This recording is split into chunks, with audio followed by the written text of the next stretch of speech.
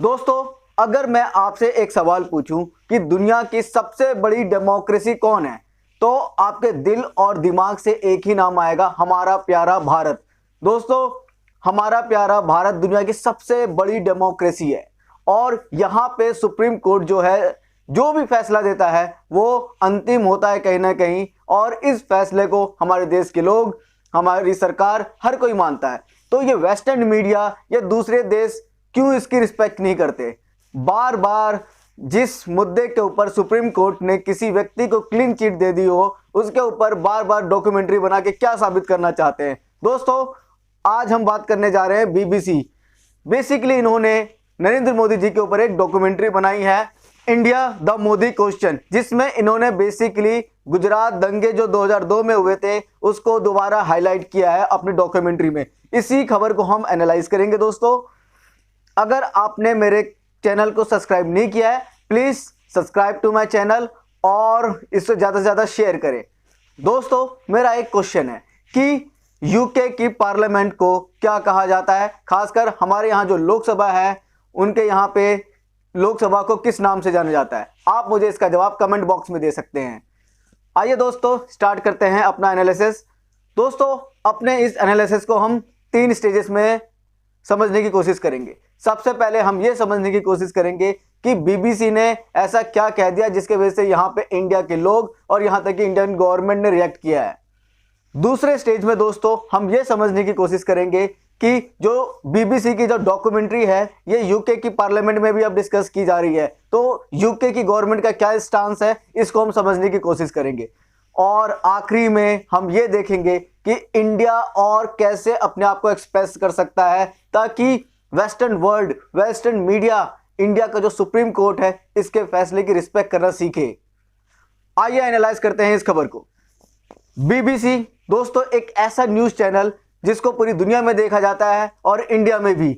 दोस्तों, बीबीसी एक government funded news channel है जिसको खुद ब्रिटेन की गवर्नमेंट फंड करती है और इसके न्यूज को पूरी दुनिया में देखा जाता है। और इसी ने एक डॉक्यूमेंट्री अभी रिलीज की है अपनी, जिसका नाम है इंडिया द मोदी क्वेश्चन। दोस्तों, बीबीसी ने क्या किया, बेसिकली इन्होंने 2 पार्ट्स की एक सीरीज बना दी, एक डॉक्यूमेंट्री बना दी जिसका नाम था India the Modi question. Basically इन्होंने क्या किया है, 2002 के जो गुजरात राइट्स हुए थे, जो दंगे हुए थे, उसको हाईलाइट करने की कोशिश की है और इसमें यह बताने की कोशिश कर रहे हैं उस वक्त जो चीफ मिनिस्टर थे वो थे नरेंद्र मोदी जी, जो आज के टाइम पे हमारे इंडिया के प्राइम मिनिस्टर हैं। बेसिकली ये बताना चाहते हैं कि उस समय इनका क्या रोल था और इन्हें क्या करना चाहिए था। और दोस्तों, ये जो डॉक्यूमेंट्री है, बीबीसी ने एक इंटरव्यू लिया उस समय के जो फॉरेन सेक्रेटरी थे ब्रिटेन के, जैक स्ट्रॉ, इनका इंटरव्यू लिया और इस इंटरव्यू में जैक स्ट्रॉ ने कहा कि ब्रिटेन के लोगों ने एक इन्वेस्टिगेशन करने की कोशिश की थी और उसमें समझने की कोशिश की थी कि नरेंद्र मोदी जी जो उस समय के चीफ मिनिस्टर थे उनका क्या रोल था और वो क्या कर सकते थे। और इसी बात के ऊपर बीबीसी ने अपनी डॉक्यूमेंट्री बनाई है और इस डॉक्यूमेंट्री से इंडिया के लोग तो गुस्सा है ही, प्लस हमारी इंडियन गवर्नमेंट ने रिएक्ट किया है। हमारा जो विदेश मंत्रालय है दोस्तों, इसने काफी बढ़ चढ़ के आलोचना की है और उन्होंने सीधा कह दिया है ये एक बेसलेस स्टेटमेंट है, बेसलेस डॉक्यूमेंट्री है और ये जो है कॉलोनियल माइंडसेट को दर्शाता है। दोस्तों, यहां तक कि पूरी तरीके से खारिज कर दिया इस स्टेटमेंट को। दोस्तों, बेसिकली हमें समझना होगा बीबीसी जो है इस तरह की डॉक्यूमेंट्री रिलीज करके क्या करना चाहता है। बेसिकली इंडिया का क्रिटिसिज्म लेके अपने आप को पॉपुलर करना चाहता है और वो कहीं ना कहीं ब्रिटेन की गवर्नमेंट ने जो डिसाइड किया है कि बीबीसी की फंडिंग थोड़ी कम करेंगे।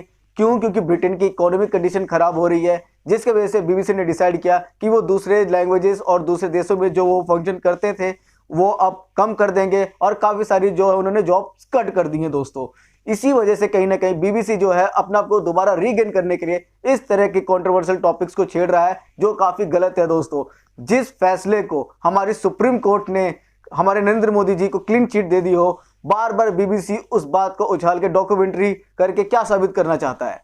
कहीं ना कहीं वो अपना इन्फ्लुएंस दिखाना चाहता है इंडिया के आने वाले इलेक्शंस में।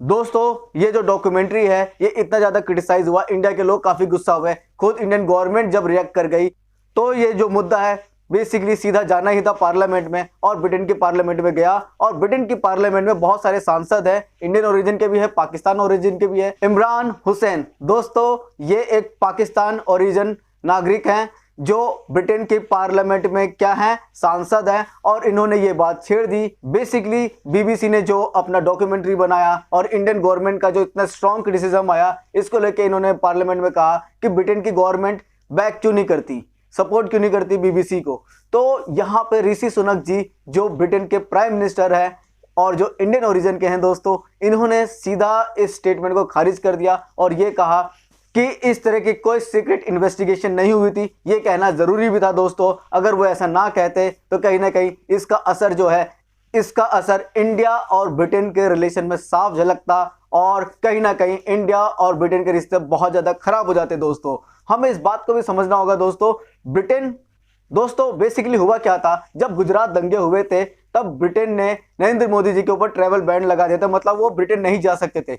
लेकिन 2012 में उन्होंने ये ट्रैवल बैन जो है वापस ले लिया था, जिसके वजह से अब इतना टाइम हो गया तो खुद बीबीसी को इस बात को समझना चाहिए था, जब ब्रिटेन की गवर्नमेंट ने इस चीज़ को वापस ले लिया है तो वो इसके ऊपर डॉक्यूमेंट्री क्यों बनाए। फिर भी दोस्तों बीबीसी को ज़्यादा पॉपुलैरिटी चाहिए, इस वजह से वो ऐसा कर रहा है। इसका इम्पैक्ट जो है इंडिया ब्रिटेन रिलेशन पे भी पड़ सकता था दोस्तों। हाल ही में आपने सुना होगा इंडिया और ब्रिटेन जो है एक फ्री ट्रेड एग्रीमेंट साइन करने जा रहे थे, जो काफ़ी डिले हो गया है। मोस्ट प्रोबेबली अगले साल तक ये साइन हो जाएगा, बट हमें ये देखना होगा। खाली ये ट्रेड डील जो है इंडिया के साथ ही लेट नहीं हो रहा दोस्तों, बहुत सारे देशों के साथ ब्रिटेन के जो ट्रेड डील है वो लेट चल रहे हैं, ये एग्रीमेंट्स लेट हो रहे हैं। इसका वजह साफ है, जिसका इम्पैक्ट ब्रिटेन के ऊपर नज़र आ रहा है दोस्तों यहाँ पे एक और चीज़ हमें समझने वाली बात है, जब से ब्रिटेन यूरोपियन यूनियन से बाहर आया है, ब्रेक्जिट हुआ है, तब से कहीं ना कहीं ब्रिटेन की इकोनॉमी सिकुड़ती जा रही है, गिरती जा रही है। इसी वजह से वो इंडिया से रिश्ते खराब अफोर्ड नहीं कर सकता और उन्हें इस बात को समझना होगा और ब्रिटेन की मीडिया को तो खासकर इस बात को समझना चाहिए। आइए समझते हैं इंडिया को किस तरीके से रिएक्ट करना चाहिए और किस तरीके से रिस्पॉन्स करना चाहिए बीबीसी जैसे न्यूज़ चैनल्स को। दोस्तों फ्रीडम, आज़ादी सबको है, कोई भी कुछ भी कह सकता है। इसी आधार पे बीबीसी, इंडियन मीडिया हो या बाहर की मीडिया, कोई भी व्यक्ति हो, वो इंडिया के ऊपर कमेंट करके चला जाता है, इंडिया के इंटरनल मैटर्स पे कमेंट करके चला जाता है, जो काफ़ी गलत है। वो फैसले जो सुप्रीम कोर्ट ने दे दिए हो, खासकर उसके ऊपर कमेंट करना इनको ज़रूरी होता है। माना फ्रीडम ऑफ स्पीच है, फ्रीडम है, आज़ादी है, मीडिया है, न्यूज़ है, ये कुछ भी छाप सकते हैं, लेकिन उसकी कुछ लिमिट्स होती हैं, उनको देखना चाहिए कि इसका इम्पैक्ट क्या पड़ सकता है। इसी वजह से कहीं ना कहीं हमारी जो गवर्नमेंट थी, इन्होंने रिस्पॉन्स किया, क्विक रिस्पॉन्स किया और बीबीसी की इस डॉक्यूमेंट्री को पूरी तरीके से खारिज कर दिया और सीधा कहा कि ये बेसलेस है और ये कॉलोनियल माइंडसेट को दर्शा रहा है। सिर्फ यही तक नहीं रुकना चाहिए, हमें इससे आगे बढ़ के जितने भी वेस्टर्न नैरेटिव्स हैं जो इंडिया की इमेज को खराब करते हैं, इंडिया की इमेज को डाउन करते हैं, हमें इन सब को काउंटर करना चाहिए। और इसमें इंडियन गवर्नमेंट तो क्विक रिस्पॉन्स करे, प्रोएक्टिव रिस्पॉन्स करे। खासकर जो वेस्टर्न नैरेटिव है इसको हम इंडियंस ज़्यादा इंपॉर्टेंस ना दें और हमें अपने ही अच्छे जो नैरेटिव है इसको फैलाना चाहिए वेरियस प्लेटफॉर्म्स। खासकर दोस्तों जो वेस्टर्न मीडिया या जो वेस्टर्न कंट्रीज जो अपनी हिपोक्रेसी दिखाती है, वो करते कुछ और है, दिखाते कुछ और है, इस चीज़ को हमें इंटरनेशनल स्टेजेस पे बढ़ चढ़ के उठाना चाहिए दोस्तों मैं आपको एग्जांपल देना चाहूंगा। अभी रशिया यूक्रेन का वॉर चल रहा है और इस वॉर में वेस्टर्न मीडिया भले ही इंडिया को कह रहा हो कि आप रशिया से ट्रेड ना करो, ऑयल ना खरीदो, लेकिन यूरोपियन यूनियन, अमेरिका, ये खुद ट्रेड करते हैं, ऑयल खरीदते हैं और इंडिया जैसी कंट्रीज को कहते हैं कि आप ना खरीदो। क्यों? बेसिकली इसी बात को डॉक्टर एस जयशंकर साहब ने बहुत अच्छे तरीके से रखा है। हमें इस बात को समझना होगा और भी तेजी से रिस्पॉन्स करना होगा और जो भी नैरेटिव वेस्टर्न मीडिया हो या वेस्टर्न कंट्रीज के ऑफिशियल गवर्नमेंट या उनके जो ऑफिसर्स हो कुछ भी फैलाने की कोशिश करे, हमें इसको तुरंत काउंटर करने चाहिए और इसके लिए अलग से एक टीम ही बैठा दो ताकि वो इन सब नैरेटिव को काउंटर करे। और ये बेस्ट तरीका होगा बीबीसी जैसे न्यूज़ चैनल्स को जवाब देने का। अगर आपको दोस्तों मेरा ये एनालिसिस पसंद आया है तो प्लीज़ इस एनालिसिस को ज़्यादा से ज़्यादा लोगों तक शेयर करें ताकि वो भी इस बात को समझ सके कि हमें बाहर के लोगों की बात में नहीं आना है। क्यों? क्योंकि आज भी वो कॉलोनियल माइंडसेट के साथ जी रहे हैं। उनको ये बर्दाश्त ही नहीं होता कि इंडिया उनसे आगे कैसे निकल गया जिन पे उन्होंने राज किया था। तो दोस्तों, मेरे इस एनालिसिस को ज़्यादा से ज़्यादा लोगों तक शेयर करें और मेरे चैनल को सब्सक्राइब करें और कंटिन्यूसली मेरे वीडियोस को देखें, और कुछ इम्प्रूवमेंट की ज़रूरत हो तो प्लीज़ मुझे सजेस्ट करें।